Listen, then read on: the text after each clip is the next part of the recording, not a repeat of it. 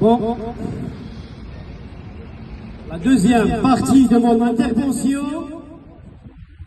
l'Algérie, élément moteur et permanent dans le conflit du Sahara. Depuis plus de 50 ans, dans l'ombre des camps de Tindouf, au sud de l'Algérie, se jouent des drames humains incontournables. Disparition forcée, détention arbitraire, torture, travail forcé. Ces faits largement documentés par les ONG, des rapports onusiens et des survivants restent sans réponse. Mesdames et messieurs les députés, les victimes du régime militaire algérien et du Polisario ne se limitent pas au mur invisible de Tindouf. Il a étendu sa politique de répression et d'opacité bien au-delà de ses frontières. Nous citons par exemple les moines français du Tibitine, assassinés en 1996, dans des circonstances toujours troubles, sont devenus le symbole d'une tragédie mêlant mystère d'État et impunité. Des centaines de migrants d'Afrique du Sud subsaharienne, souvent renforcés, souvent refoulés, exportés ou abandonnés dans le désert, certains sont morts dans l'indifférence générale.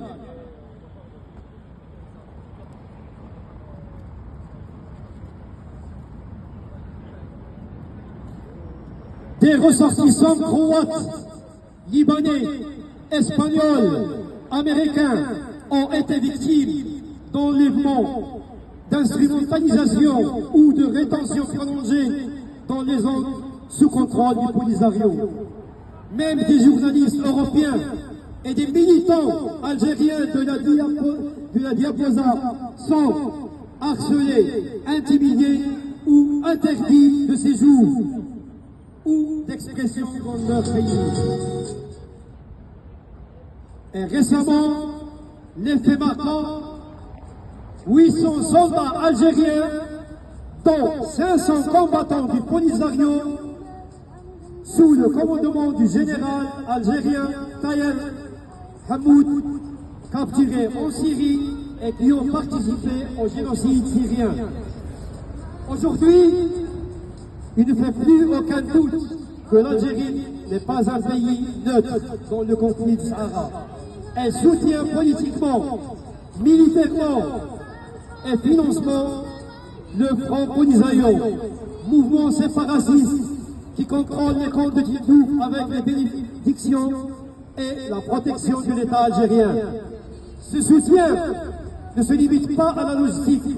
Le Front Polisario est accusé par de nombreuses sources internationales d'abriter sur le territoire algérien des éléments liés à des réseaux terroristes actifs dans le Sahel.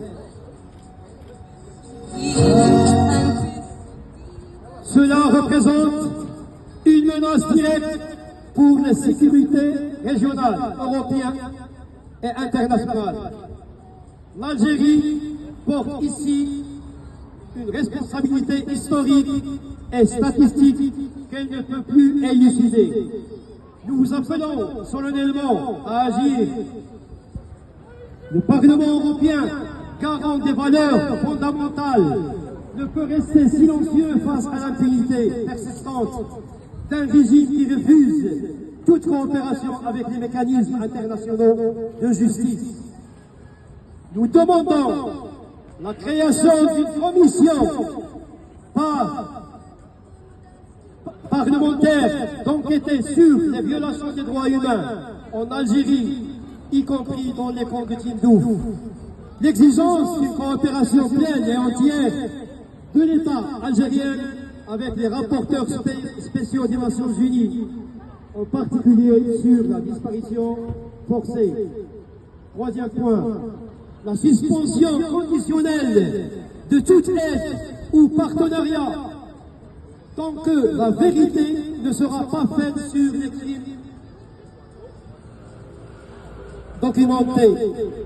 En quatrième point, la reconnaissance formelle par l'Union européenne des victimes étrangères du régime algérien, y compris les moines de Tibitine, les ouvriers croates, les marins espagnols des îles Canaries, les migrants disparus, les journalistes harcelés et les réfugiés sahraouis expulsés.